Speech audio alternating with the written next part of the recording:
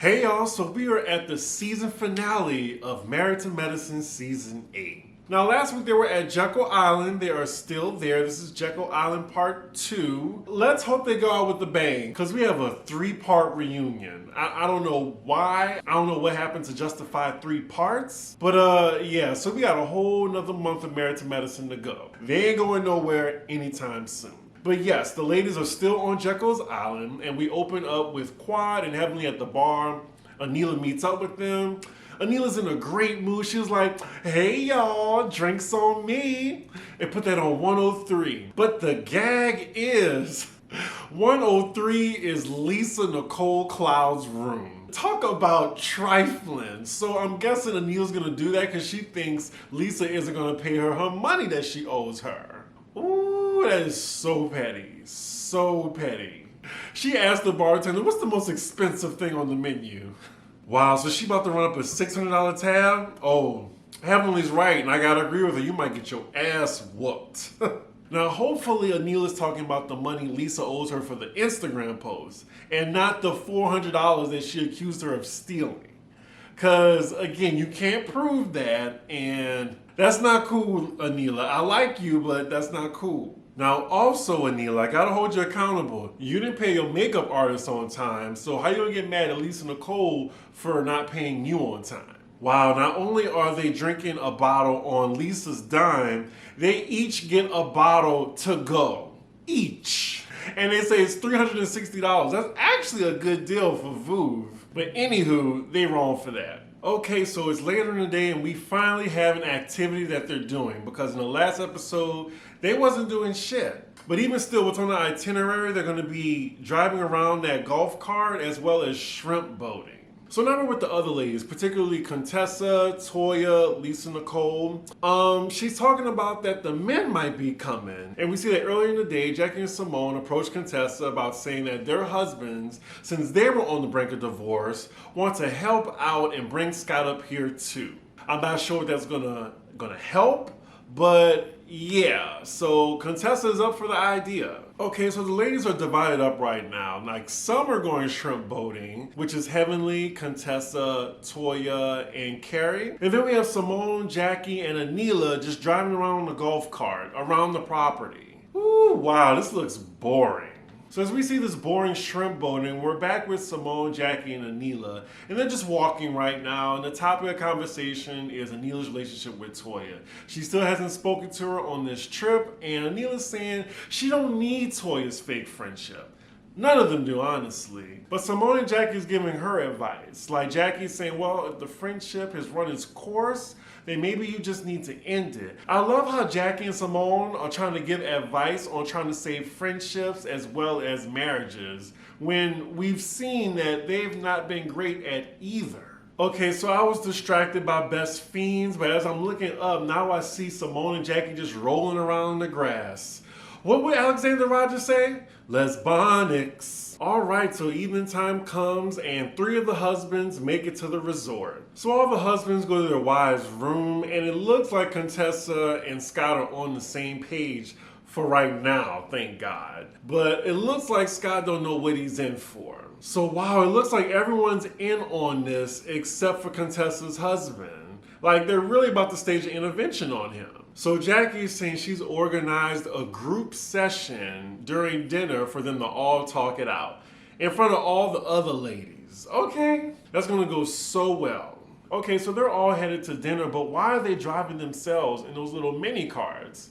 I don't get that. Like, why the staff isn't driving them? So they're all sitting down at dinner, and the ambush on Scott is all going according to plan. Now, Heavenly starts it off with, yeah, we're really glad you're here, Scott. He's like, oh, okay, all right. And why is Heavenly facilitating it? We got questions for you, Scott. Wow, this is just so not a good idea. Like, you have everyone at the table in your marital business right now? I would be pissed if I was Scott. And this isn't constructive at all. Like, Heavenly's just being really messy right now. So we've already had 3 of the ladies interject, and they are coming for Scott right now. Scott is defending himself, and all you see is CONE-tessa's eyes welling up. So now it looks like Scott's pissed. He gets up from the table, and he keeps talking, and CONE-tessa gets up too. And like, I'm sorry, I don't think this is the right plan. They get up, and they go away holding hands together.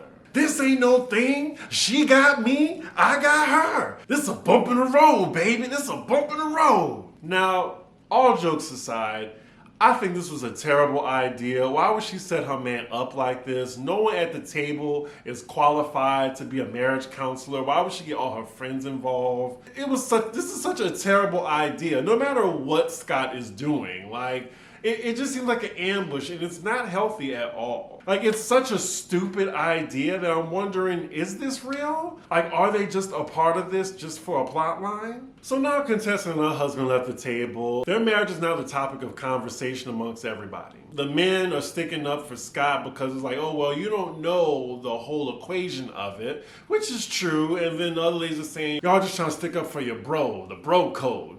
So then we see Heavenly text CONE-tessa. She says, hey girl, everything okay back at the hotel?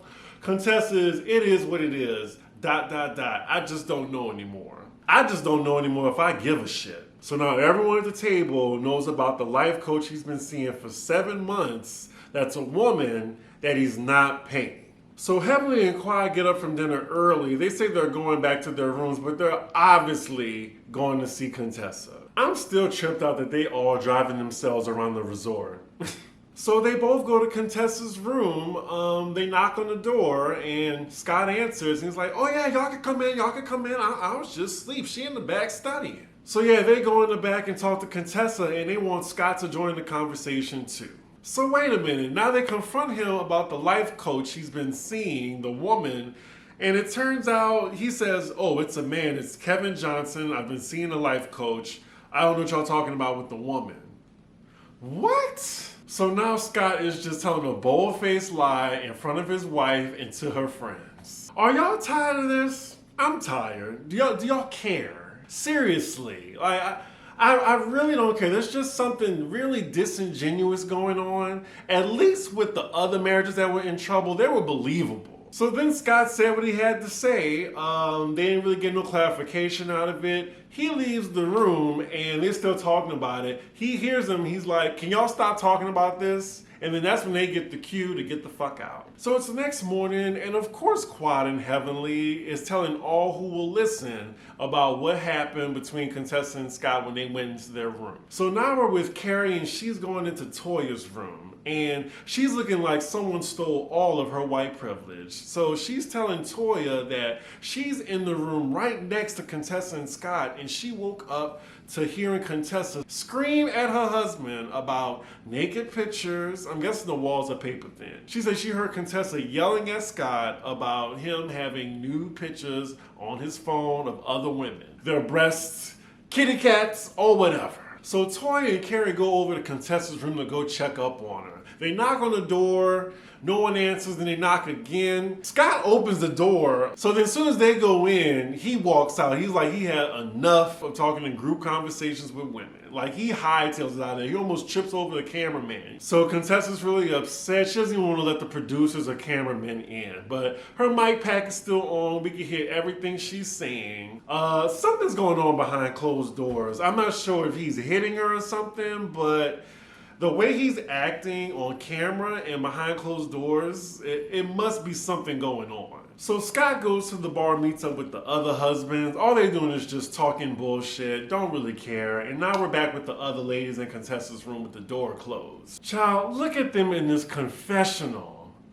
Lord, CONE-tessa looks absolutely miserable and vacant.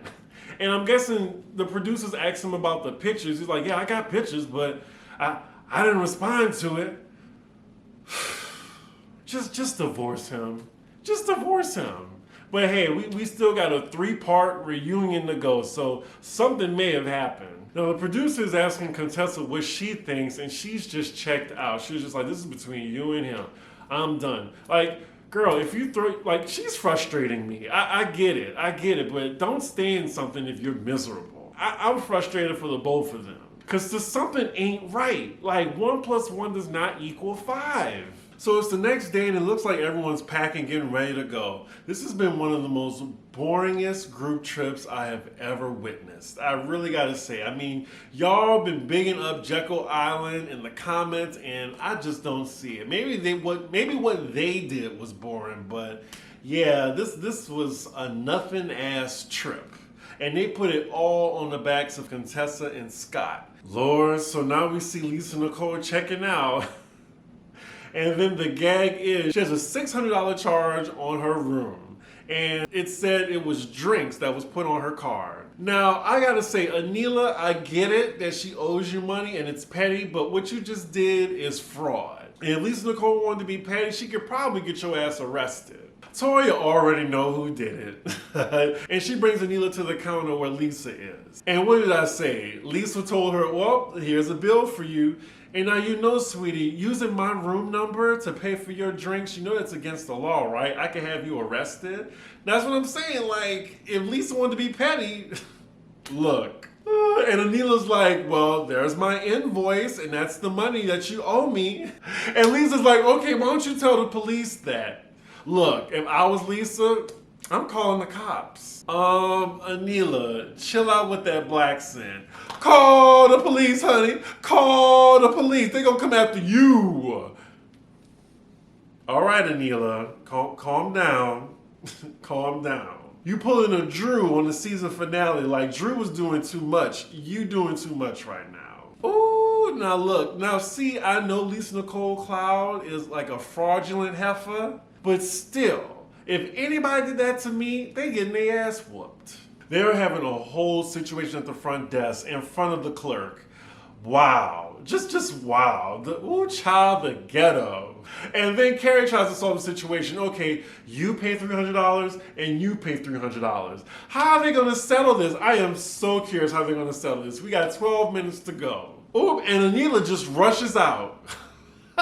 Wait a minute. Kari just told Lisa not to be a Karen and call the police. What? Wow. Not the white woman saying don't be a Karen. I am outdone. Look, I will be petty. You're gonna make me pay $600? No, I'm calling the police. I'm sorry, y'all. Okay, let me know what y'all would do in the comments if y'all were Lisa Nicole Cloud. Would y'all beat her ass? Would you just pay the bill? Or would you call the police? Now, in the midst of all this chaos, Heavenly just gives $300 to Lisa and says, you know what, here's half of it. Toya hurries up and says, Heavenly, did you know Anila was spending this money? Now Heavenly's like, dot. And yes, producers remind us that she was there when Anila was charging her card, but I wouldn't put it on Heavenly though. It's not her fault for once. So wait, who paid for it? Did Carrie pay for it? Because I know Lisa didn't pay for it because she's cheap and or broke. And then Anila, she's just cheap and petty. All right, so all the ladies are back in Atlanta now. Wow, so Married to Medicine now gets a little messages at the end of what the ladies did after filming. I mean, we see her out on a boat with her gay son and they're both enjoying like the Airbnb that they purchased. That's nice. So then we see Simone now in her house and it looks like her freeloading son is still living with her and he does not have a job and does not plan on leaving the nest anytime soon. And I'm thinking that's the end of her story. So now we're with Jackie, and she's now completed with her gorgeous house. I'll give that to her. And now she's focused on her newest endeavor, podcasting. How about that? So now we're with Toya and Eugene in their big empty house, and it looks like they're enjoying each other's time because now her husband doesn't have to work as many hours in the emergency room. So we're with Anila now, and it looks like her house is finally finished, and it looks pretty nice. Oh yeah, it's really nice. And it looks like her and Quad have become really good friends. Wait. So Toya put her house on the market? What? I thought that was their dream house. Child, something in the buttermilk ain't clean. So we're with Quad now, and she's, having a hot girl summer. She's single, great. Fast forward. I knew we were going to end it on CONE-tessa and Scott. I see, that's why she got that middle spot for the season. Because of all this confusing marriage drama throughout the season. Wait, so we're CONE-tessa now, and now they're just happy on vacation together after all that? So yeah, they're showing on Instagram that everything is fine. Scott doesn't have a life coach, or she didn't press him about it. Now everybody's confused. Now see, that's why people think what you're doing is faking it. Lord, they did all this for a plot line to stay on the show. I mean, as we can see, they're using their Bravo money for their family vacation. Anywho, that's the end of the episode and the end of season 8. We have 3 parts of the reunion. I'll see y'all for that. But this season as a whole, I'm not sure what people are saying. Like, I think Married to Medicine has a solid cast. Yes. Is it entertaining? Yes. But this season, it was alright. It was alright, and it got better when Quad was added to it, and she needs to be full-time next season. So yeah, I would give this season a C, you know, like bring Mariah back or something, but it wasn't all, I'm not sure why people keep saying, oh yeah, Married to Medicine is the best on Bravo Network. They have a consistent cast, that's about it, but I don't think they haven't had a stellar season since maybe 2 seasons ago. That's just me. But let me know what y'all think about it in the comments. Make sure y'all like, comment, and subscribe. And I will see y'all for that 3-part reunion. Bye.